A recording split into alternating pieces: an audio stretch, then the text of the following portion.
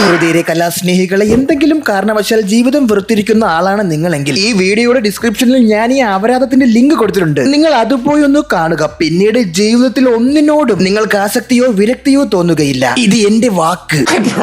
നിങ്ങൾ ഈ സിനിമ മുഴുവനും കാണിച്ച് മനോകുണ്ഠിതത്തിലാക്കാൻ ഈ എളിയവൻ ആഗ്രഹിക്കുന്നില്ല. കേവല രൂപയ്ക്ക് പണിയെടുത്ത് പയർത്തിരുന്ന നിങ്ങളെ അനാവശ്യ ആഗണിയിലേക്ക് തള്ളിയിടാൻ പ്രയത്നിക്കുന്നുമില്ല. ശരിക്കും അവർ 4 കൂട്ടുകാരാണ്: Nivin, Aju, Saiju, Siju, and with the great power of Roshan Andrews. നമുക്ക് ഈ സിനിമയിലേക്ക് ഒന്ന് കടക്കാം. സിനിമയുടെ തുടക്കം ഒരു 15 മിനിറ്റ് ഉടനീളം വാട്സാപ്പ് ചാറ്റ് കാണിക്കും.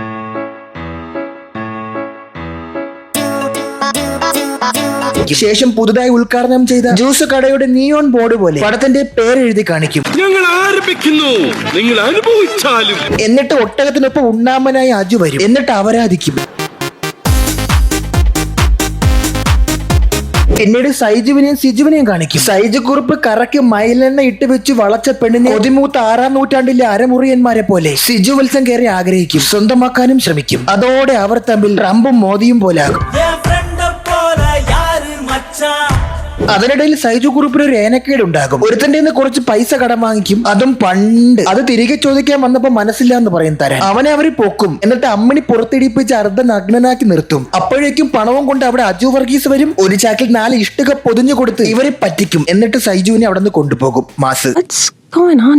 ശേഷം നിവിൻ വരും. സൈജുവിനുണ്ടായ നഗ്നത നമുക്കും വേണമെന്ന് പറയും. അവനുണ്ടായ നഗ്നതയേക്കാൾ വലിയ നഗ്നത നമ്മൾ മൈസൂർ നഗരത്തിൽ 4 പേർ കൂടുന്നിടത്ത് കാണിക്കുമെന്ന് പറഞ്ഞ് മനസാ വാച ഉറപ്പിക്കും.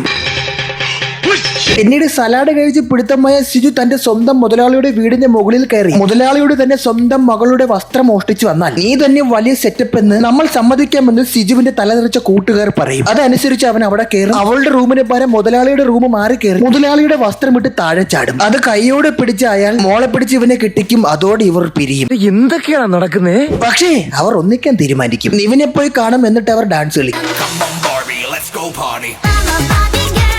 ശേഷം അവർ ഒരു പാർട്ടിക്ക് പോകും. അജുവിനെ കുറെ പേർ എടുത്തിട്ട് ചവിട്ടും. ഇവർ 5 സ്റ്റാർ തിന്നും, അനങ്ങാതെ നിൽക്കും. ചിലപ്പോൾ ഒന്നും ചെയ്യാതെയും ഇരിക്കൂ. വീണ്ടും പിണങ്ങും. വർഷങ്ങൾക്ക് ശേഷം അജു സൈജുവിനെ കാണാൻ ഗൾഫിലോട്ട് ചെല്ലും. അവിടെ കിടന്ന് അപരാധിക്കും. സൈജുവിന്റെ പണി ഏതാണ്ട് പോകും. അല്ലേ ഇവനെ പിടിച്ച് തിരിച്ച് കൂട്ടിലിട്ട് അടച്ചു കൊടുക്കണമെന്ന് പറയും. അങ്ങനെ അജുവിനെ പിടിക്കും. വീണ്ടും സൈജു നാട്ടിൽ വരും. എന്നിട്ട് സിജുവിനെ പോയി കാണും. ഒരു പള്ളിയുടെ നടുക്ക് ഒത്ത മൈതാനത്ത് 2 പേരും 69 അടി. ശേഷം വീണ്ടും നിവിൻ വരും. അവർ ഡാൻസ് കളിക്കും.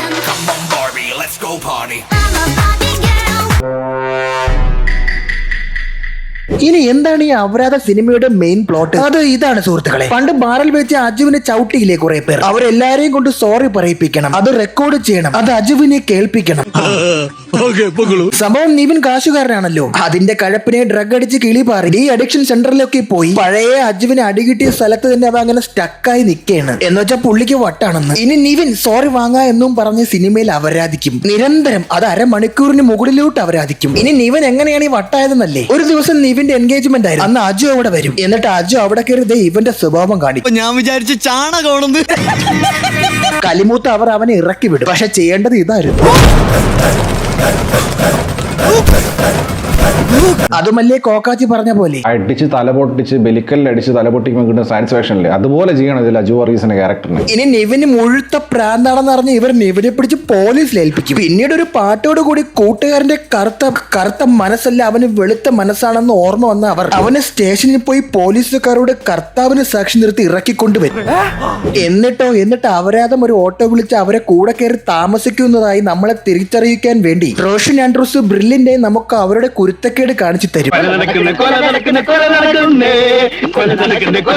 എന്നിട്ട് അവർ അവസാനത്തെ സോറി കേൾപ്പിക്കാനായി പണ്ട് അജുവിനെ തല്ലി ഇപ്പൊ മജിസ്ട്രേറ്റ് ആയവനെ മജിസ്ട്രേറ്റിന്റെ വീട്ടിൽ കയറി വായിൽ ബോൾ കുത്തിക്കയറ്റി കൊല്ലാൻ നോക്കും. എന്നിട്ട് അവിടെ നിന്ന് രക്ഷപ്പെടും. ഒടുക്കം വീണ്ടും അവന്റെ മുന്നിൽ പ്രത്യക്ഷപ്പെടും. പക്ഷെ മജിസ്ട്രേറ്റ് അവരെ വെറുതെ വിടും. കാരണം മജിസ്ട്രേറ്റിന് അത് ഇഷ്ടപ്പെട്ടെന്ന്. വായിൽ വന്ന് തിരികെ കയറ്റി കമിഴ്ത്തിക്കെടുത്തത് അയാൾക്ക് ഇഷ്ടപ്പെട്ടെന്ന്. വല്ലാത്ത ഫെറ്റിഷൻ എന്റെ അമ്മോ. ഇനി ഒടുക്കം ഒരുത്തൻ റോഡിൽ തലയിൽ തണ്ണിമത്തനും വെച്ച് നിൽക്കണ്. അതാരാണ്? അജു. ഒരുപാട് നാൾക്ക് ശേഷം അവനെ കണ്ട സന്തോഷത്തിൽ അവർ മൈസൂർ സിറ്റിയിൽ നാട്ടുകാരുടെ ഇടയിലൂടെ ഒരു രാത്രി തുണിയില്ലാതെ ഓടും. കുണുങ്ങി ഓടും. ശേഷം സ്ക്രീനിൽ വലിയ അക്ഷരത്തിൽ എഴുതി കാണിക്കും, അതോടെ ഈ പടം അവസാനിക്കും. ആശ്വാസമായി. ഇനി ഈ പടം കണ്ടവരുടെ അവസ്ഥ കോമഡി ഇല്ല, കോമഡി ഉണ്ടാവുമെന്ന് പ്രതീക്ഷിച്ച കോമഡി ഇല്ല, കഥയില്ല. നിവിൻ പോളി എന്ന ആക്ടറിന്റെ ഒരു അഭിനയ മാനവം പോലും പുറത്തെടുക്കുന്ന രീതി ഒരു സീൻ പോലും ഇല്ല. ഇത് റിവ്യൂ ചെയ്തവർ പറഞ്ഞത് എന്താണ് നിങ്ങൾ ഉദ്ദേശിച്ചത്? ഞാൻ നിർത്തി പരിപാടി, വേറെ അല്ല പണിക്ക് പോയി. ഈ പടത്തിന്റെ ഈ റിവ്യൂ കേൾക്കാൻ വേണ്ടിയിട്ട് നിങ്ങൾ ഇനി 5 മിനിറ്റ് ഇരുന്ന ആ 5 മിനിറ്റ് നിങ്ങൾക്ക് വേസ്റ്റ് ആവും. ഇനി ഞാനൊന്ന് പറയട്ടെ,